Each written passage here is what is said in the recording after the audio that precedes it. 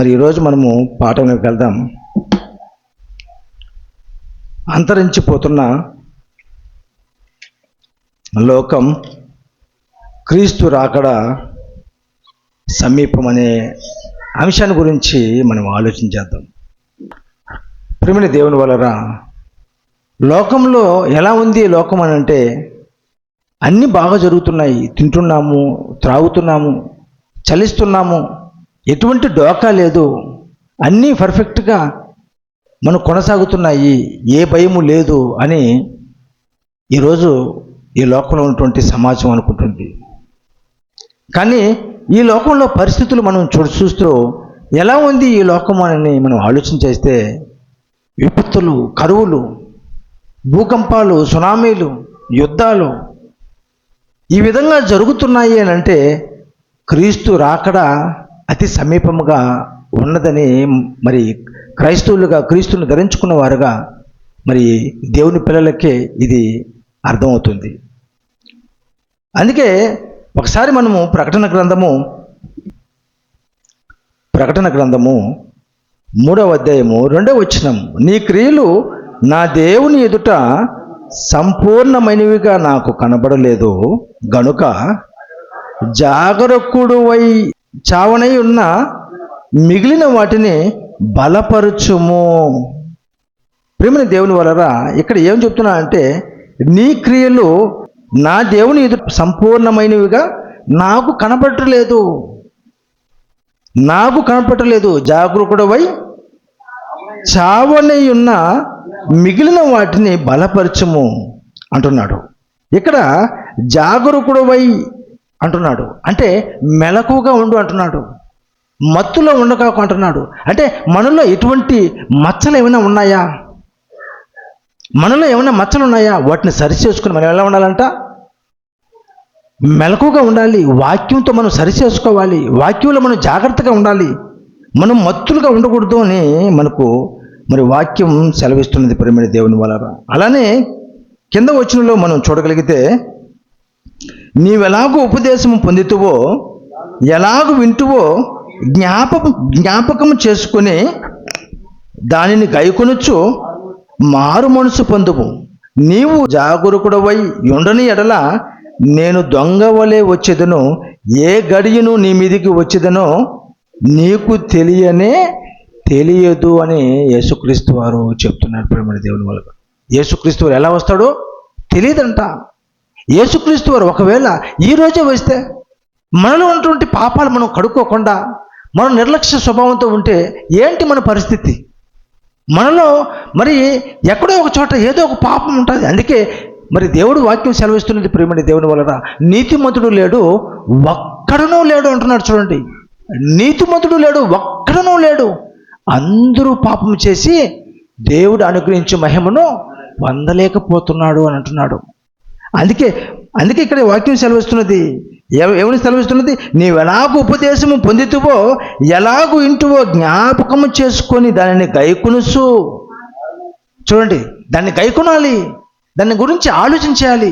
ఈరోజు మరి దైవ సేవకులు చెప్తున్నటువంటి ఆ మాటలు, నాలో ఏదన్నా లోపం ఉందా, నేను ఎక్కడైనా పడిపోతున్నానా, ఆ మాటలు నేను సరిచేసుకోవాలి, ఆ మాటలు నేను అనుసరించాలి, ఆ మాటలను బట్టి నేను నడవాలి అని మనమే గ్రహించాలంట, ఆలోచన చేయాలంట. ప్రేమ దేవుని వలన ఆలోచన చేసి ఏం చేయాలి తెలుసా, మన మనసు మార్చుకోవాలి. ఒకవేళ నేను అబద్ధం ఆడుతున్నానా, నేను ఇక్కడి నుంచి అబద్ధం ఆడకుండా జాగ్రత్త పడాలి. నేను ఏదన్నా పొరుగువాడి గురించి మరి లేనిపోని ఊసులు ఆడుతున్నానా, దాన్ని నేను సరిచేసుకొని దాన్ని కట్టిపెట్టాలి. లేదా నేను ఎవరి సొత్తు నేను ఆశిస్తున్నానా, దాన్ని నేను ఆశించకుండా నిగ్రహించుకొని జాగ్రత్త కలిగి బ్రతకాలి. ఇలా ప్రతి విషయాన్ని మన మనసులో గ్రహించాలి. ఈరోజు చెప్తుంటుంటే ఆ మాటలు, నేను ఎక్కడైనా తప్పిపోతున్నానా, త్రుటిల్లిపోతున్నానా, నా ప్రవర్తన ఎలా ఉంది, నా తీరు ఎలా ఉంది అని ఒకసారి మనం పరీక్షించుకుంటే మనకు అర్థమైపోతుంది. అర్థమైనప్పుడు ఆ మాటలను బట్టి, ఇదిగో ఇక్కడ నేను తప్పిపోతున్నాను, దాన్ని మనం ఏం చేయాలి, నోట్ చేసుకోవాలి. ఇదిగో ఈ ఫలానా నేను తప్పిపోతున్నాను, దీన్ని నోట్ చేసుకోవాలి. ఇలా మనము ఎక్కడైతే మనం తప్పిపోతున్నామో అన్నింటినీ నోట్ చేసుకుంటూ ఏం చేయాలి తెలుసా, మన మనసును మార్చుకోవాలి. మనం మనసును మార్చుకోవాలి. మనసును మార్చుకొని క్రీస్తులా బ్రతకాలి. అందుకే ప్రియమైన దేవుని వల్ల జాగరూకుడు వై ఉండక, ఏమంటున్నాడు? జాగరూకుడు వై ఉండక చావనై ఉన్న మిగిలిన వాటిని బలపరచము. నీవెలాగో ఉపదేశము పొందుతావో, ఎలాగో ఇంటువో జ్ఞాపకము చేసుకుని దానిని గైకొనుచు మారు మనసు పొందుము. నీవు జాగరూకుడు వై ఉండని ఎడల నేను దొంగ వలె వచ్చేదను అంటున్నాడు. నువ్వు ఒకవేళ మెలకువగా ఉండని ఎడల, నువ్వు ఒకవేళ మరి అలర్ట్గా ఉండని ఎడల నేను దొంగ వలె వచ్చేదను. నేను దొంగ వలె వస్తాను. మరి నీవు బ్రతికిన బ్రతుకు, నువ్వు చేసిన పనులు అవన్నీ కూడా ఏమైపోతాయి? వ్యర్థమైపోతాయి. నువ్వు ఎంతవరకు నీ జీవితకాలం అంటే నువ్వు ఈ లోకానికి వచ్చిన తర్వాత, నీకు ఊహ వచ్చిన తర్వాత, నువ్వు దేవుని తెలుసుకున్న తర్వాత, నువ్వు దేవునిలోకి వచ్చిన తర్వాత నువ్వు ఎన్ని కార్యాలు చేశావో, దేవుని గురించి ఎన్ని ఆలోచన చేశావో, ఎంత ధనాన్ని నువ్వు ఇచ్చావో, నువ్వు ఎన్ని కార్యక్రమాలు నువ్వు పాల్గొన్నావో అవన్నీ కూడా ఏమైపోతాయి? వ్యర్థమైపోతాయి. నువ్వు చేసినటువంటి వ్యర్థమైపోతాయి. లోక సామెత ఏముంటుంది కదా, బూడిదలో పోసిన పన్నీర్లో అయిపోతుంది. అందుకే నేను దొంగ వల్ల వస్తాను. నువ్వు ఎవరిలో ఉండాలంటే తెలుసా? నువ్వు ఒకవేళ మత్తులో ఉండగాకు, అలర్ట్గా ఉండు, హెచ్చరికతో ఉండు, మెలకువగా ఉండు అని చెప్పి మనకు దేవుని వాక్యం సెలవిస్తున్నది. ప్రేమని దేవుని వల్ల జాగరూకుడు పోయి ఉండక నీవు ఎలాగో ఉపదేశము పొందుతావో, ఎలాగో ఇంటువో జ్ఞాపకము చేసుకొని దానిని గైకొనుచు మారు మనసు పొందుము. నీవు జాగరూకుడు పోయి ఉండని ఎడల నేను దొంగ వలె వచ్చేదను అంటున్నాడు. చూడండి, నువ్వు మెలకువగా ఉండకుంటే నేను ఎలా వస్తానంట? దొంగ వలె వస్తాను అని అంటున్నాడు.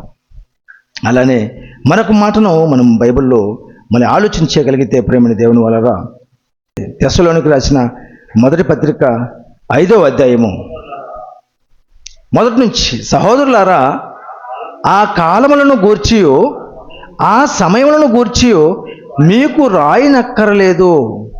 రాత్రి వేళ దొంగ ఎలాగూ వచ్చినో అలాగే ప్రభువు దినము వచ్చినని మీకు బాగుగా తెలియను. చూడండి ప్రేమని దేవుని వలన ఎలా అంటున్నాడు? సహోదరులారా, ఆ కాలమును గూర్చి ఆ సమయములను గూర్చి మీకు రాయనక్కర్లేదు. రాత్రి వేళ దొంగ ఎలాగూ వచ్చునో అలాగే ప్రభు దినము వచ్చినని మీకు బాగుగా తెలియను. ఈరోజు లోకంలో ఉన్నటువంటి మనుషులందరూ కూడా ఎలా ఉన్నారు చెప్పండి?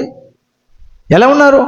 మేము బాగా ఉదయాన్నే నిద్రలేస్తున్నాము, మేము బాగా పనులు చేసుకుంటున్నాము, మేము బాగా సంపాదించుకుంటున్నాము, మేము బాగా తెచ్చుకొని తింటున్నాము, మాకు ఏ డోకా లేదు, మాకు ఇటువంటి ఇబ్బంది లేదు, మాకు అన్నీ కూడా చక్కగా జరిగిపోతున్నాయని లోకం అనుకుంటుంది. ప్రేమని దేవుని వలన లోకం అనుకుంటుంది. కానీ ఇక్కడ ప్రేమని దేవుని వలన ఇక్కడ మన గురించి ఏం తెలియజేస్తున్నా అంటే, సహోదరులారా, ఆ కాలములను గూర్చి ఆ సమయంలో గూర్చి మీకు రాయనక్కర్లేదు, మీకు తెలియచేయాల్సిన అక్కర్లేదు. రాత్రి వేళ దొంగ ఎలాగూ వచ్చినో అలాగే ప్రభు దినము వచ్చినని మీకు బాగుగా తెలియను. ఎలా మనకు బాగుగా తెలియను? ఎలా మనకు బాగుగా తెలుస్తుంది? ఆలోచించండి. ఎలా బాగుగా తెలుస్తుంది? ఇదిగో ఈరోజు ఒక దేశం 8 దేశాల మీదకి అటాక్ చేస్తున్నాడు. ఇదిగో అమెరికా వారు మీ దేశాల్లో ఉంటే నేను మీ దేశాలన్నీ కూడా నేను నాశనం చేసేస్తాను. కాబట్టి మీ దేశాల్లో అమెరికా వాళ్ళు లేకుండా వారిని తరిమివేయండి. వారిని తరిమేస్తే మీ దేశాలే ఇక్కడ నేను పాడు చేయను. ఒకవేళ అమెరికా వాళ్ళు మీరు మీ దేశాల్లో ఉంచుకుంటే నేను మీ దేశాలన్నీ కూడా నేను సర్వనాశనం చేస్తాను.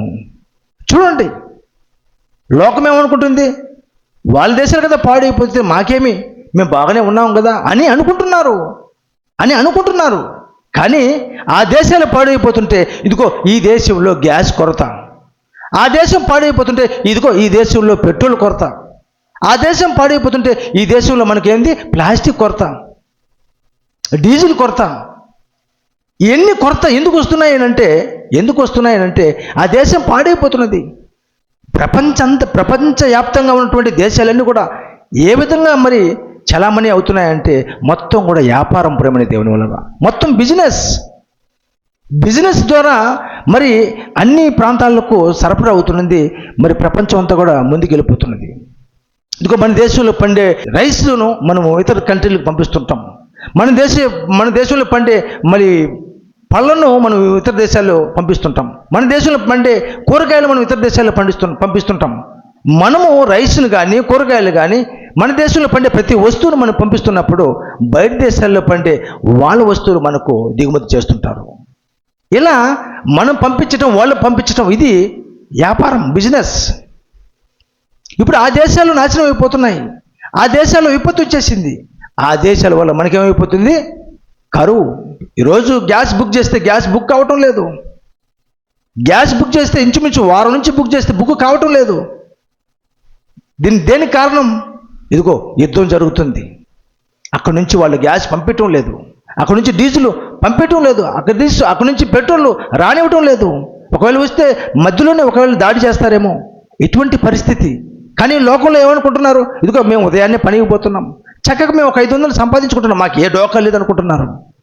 కానీ క్రైస్తవులుగా, క్రీస్తులను ధరించుకున్న వారుగా మనకి ఎటువంటి పరిస్థితి ఆలోచన వస్తుంది? మనకి ఏంటువంటి ఆలోచన వస్తుంది? ఇదిగో యేసుక్రీస్తు వారు రాకడ సమీపమైపోతుంది, సమీపముగా ఉంది. భయంకరమైన కరువులు, ఎక్కడ చూసినా కూడా పంటలు సరిగా లేవు. భూమిలో విత్తనం నాటి నుంచి మందులు. ఈరోజు మనుషులు తినే ప్రతి వస్తువు కూడా ఎలాంటి భోజనం తింటున్నారంటే విషపూరితమైన భోజనం ఈరోజు చేస్తున్నారు ప్రేమని దేవుని వల్ల. ఎవరు చూసినా చూడండి, ఎక్కడ చూసినా సరే ఎక్కడ కూడా పంటలు చేతికి అందటం లేదు. ఒకనాడు మామిడి చెట్లకు మామిడికాయలు తినాలంటే చక్కగా అవిచ్చంగా అవే పూత పోయటం, అవిచ్చంగా అవే పిందులు, కాయలు, ఫలాలు రావటం, చెట్టుకే కోసుకొని పండ్లు తినేవారు. కానీ ఈరోజు ఆ మామిడి చెట్లకు పూత వచ్చేదానికి ఒక మందు, పిండి నిలబడేదానికి ఒక మందు, కాయ కావడానికి మరొక మందు, ఫలాలు అందించడానికి ఒక మందు. ఇలా మందులు కొట్టి ఏమైపోతున్నది? కలుషితం అయిపోయి ప్రేమని దేవుని వల్ల ఫలాలు ఇవ్వకుండా ఈరోజు చెట్లు అయిపోయి నరికేసుకుంటున్నారు. కానీ ఈరోజు మనం వాక్యం మనకి ఏమి సెలవిస్తున్నది? ఈరోజు లోకమంతా కూడా బాగుంది, కానీ ఈరోజు ఏమంటున్నారు చూడండి, సహోదరులరా, ఆ కాలములను గూర్చి, ఆ సమయములను గూర్చి మీకు రాయనక్కర్లేదు. రాత్రి వేళ దొంగ ఎలాగో వచ్చినో అలాగే ప్రభు దినము వచ్చినని మీకు బాగుగా తెలియను. క్రీస్తుని ధరించుకున్న వారుగా, క్రీస్తు వాక్యాన్ని అనుసరించి నడుచుకునే వారుగా ఎవరికి తెలుస్తుందంట? మనకు మాత్రమే తెలుస్తుందంట యేసుక్రీస్తు వారు రాకడనేది. అలానే మరొక మాట మనము బైబిల్లో చూడగలిగితే ప్రేమని దేవుని వల్ల, అదే తెస్సలోనికి రాసిన మొదటి పత్రిక 5వ అధ్యాయము 3వ వచనం నుంచి చూడగలిగితే, లోకులు నెమ్మదిగా ఉన్నది భయమేమీ లేదని చెప్పుకును చుండగా గర్భిణీ స్త్రీకి ప్రసవ వేదన వచ్చినట్లు వారికి అకస్మాత్తుగా నాశనము తటస్థించును. ప్రేమని దేవుని వలన ఏమన్నారు ఇక్కడ? లోకులు నెమ్మదిగా ఉన్నది భయమేమీ లేదని చెప్పుకొని చుండగా గర్భిణీ స్త్రీకి ప్రసవ వేదన వచ్చినట్లు వారికి అకస్మాత్తుగా నాశనము తటస్థించును అంటున్నాడు. చూడండి, యేసుక్రీస్తు వారు ఏ క్షణాన్ని వస్తాడో తెలియదు, దొంగ వల్లే వస్తున్నాడు అని అంటున్నాడు. కానీ ఈరోజు లోకమంతా కూడా ఎలా ఉంది అని అంటే ప్రేమని దేవుని వల్ల మాకు అన్నీ బాగా జరుగుతున్నాయి, మాకు ఏ ఇబ్బంది లేదు, మాకు ఇటువంటి డోకా లేదని ఈరోజు మనుషులు, లోకమంతా కూడా ఆలోచన చేస్తున్నది. కానీ యేసుక్రీస్తు వారు రాకడ విషయంలో ఆ పరిస్థితులు మనకు అర్థమవుతున్నాయి. ఏంటి అని అంటే మనము వాక్యంలో ఉన్నాం గనక వాక్యాన్ని బట్టి మనం ఆలోచన చేస్తే యేసుక్రీస్తు వారు రాకడనేది అతి సమీపముగా ఉన్నది అనేది మనకు అర్థమైపోతున్నది. అలానే ప్రేమని దేవుని వల్ల క్రైస్తవులను కూడా లోకమును చూసి ఈరోజు క్రైస్తవులు కూడా మత్తులు అవుతున్నారని మనం ఆలోచన చేస్తే పౌలు గారు రాసినటువంటి పత్రికను చూడగలిగితే, తిమోతికి రాసిన రెండవ పత్రిక 3వ అధ్యాయము మొదటి నుంచి మనం చూడగలిగితే, మొదటి వచనం నుంచి, అంత్య దినములలో అపాయకరమైన కాలములు వచ్చినని తెలుసుకొనుము. ఎలాగనగా చూడండి, ఇక్కడ చెప్తున్నాడు చూడండి, మనుషులు స్వార్థ ప్రియులు, ధనాపేక్షలు, బింకములాడువారు, అహంకారులు, దూషకులు, తల్లిదండ్రులకు అవిధేయులు, కృతజ్ఞత లేనివారు, అపవిత్రులు, అనురాగరహితులు, అతి ద్వేషులు, అపవాదకులు, అజితేంద్రియులు, క్రూరులు, సజ్జన ద్వేషులు, ద్రోహులు, మూర్ఖులు, గర్వాంధులు, దేవుని కంటే సుఖానుభవం ఎక్కువగా ప్రేమించేవారు దేవుని కంటే సుఖం అనుభవిస్తున్నారు. ఈరోజు ప్రేమ దేవుని వలన దేవుని కంటే సుఖం అనుభవిస్తున్నారు. అంటే కరోనా కాలంలో ప్రేమ దేవుని వలన ఒకసారి మనం ఆలోచన చేస్తే, కరోనా వచ్చినప్పుడు ఆ కొద్ది రోజులు మాత్రము మరి చాలా భయంగా ఉన్నారు, చాలా భక్తిగా ఉన్నారు. మరి ఒక ఇంటి నుంచి మరొక ఇంటికి పోవటానికి కూడా భయపడుతున్నారు. ఒక స్ట్రీట్ నుండి మరొక స్ట్రీట్కు వెళ్ళటానికి కూడా మరి అద్దులు వేసుకుంటున్నారు.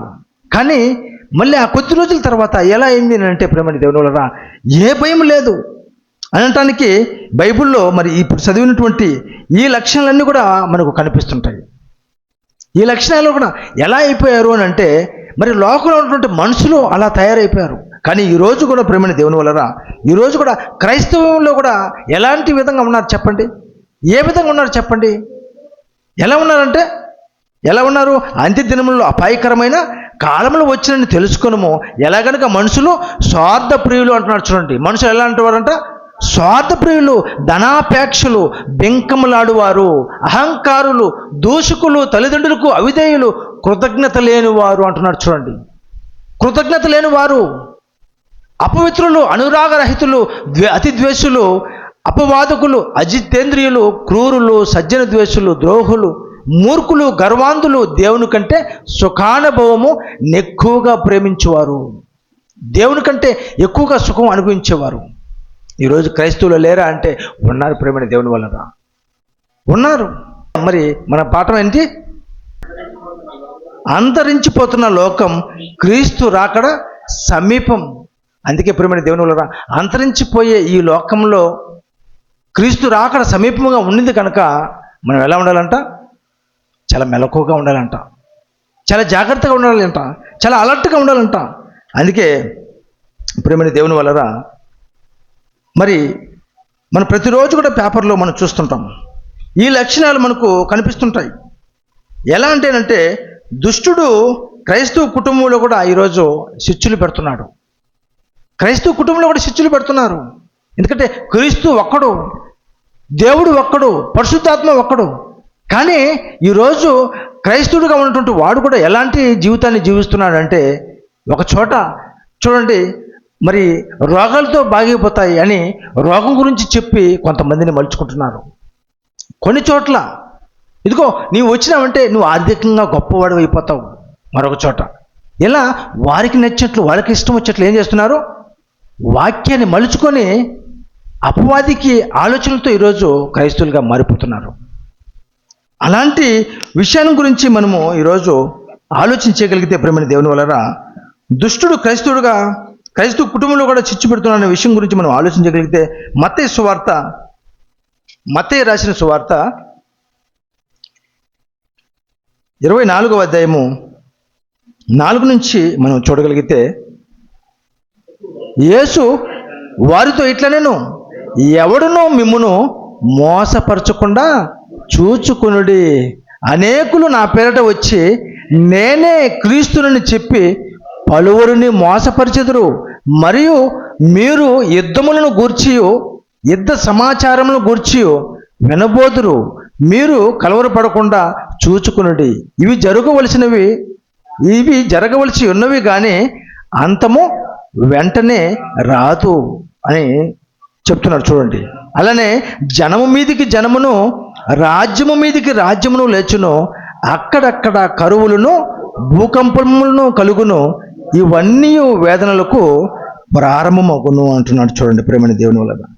మనుషుల మధ్య చిచ్చు పెడుతున్నాడు, మరి రెచ్చగొడుతున్నాడు. దేశాల మధ్య చిచ్చు పెడుతున్నాడు అపవాది. రాష్ట్రాల మధ్య చిచ్చు పెడుతున్నాడు. కుటుంబాల మధ్య చిచ్చు పెడుతున్నాడు. అన్నదమ్ముల మధ్య చిచ్చు పెడుతున్నాడు. ఇలా అపవాది ప్రతి ఒక్కరిని ఏం చేస్తున్నాడు అంటే వాడు చుచ్చులు పెడుతున్నాడు. చుచ్చు పెట్టి ప్రేమైన దేవుని వలన అందరినీ నాశనానికి తీసుకోవాలని చెప్పేసి వాడు ఆలోచన చేస్తున్నాడు. అందుకే ప్రేమైన దేవుని వలన ఆ మోసం చేసేవాడు ఎవడో అని మనం బైబిల్లో చూడగలిగితే, ఆ మోసం చేసేవాడు ఎవరో అని బైబిల్లో చూడగలిగితే, వచ్చే వారం మనము ఆ యొక్క మిగిలిన విషయాలన్నీ కూడా తరువాయి భాగంలో మనం నేర్చుకుందాం.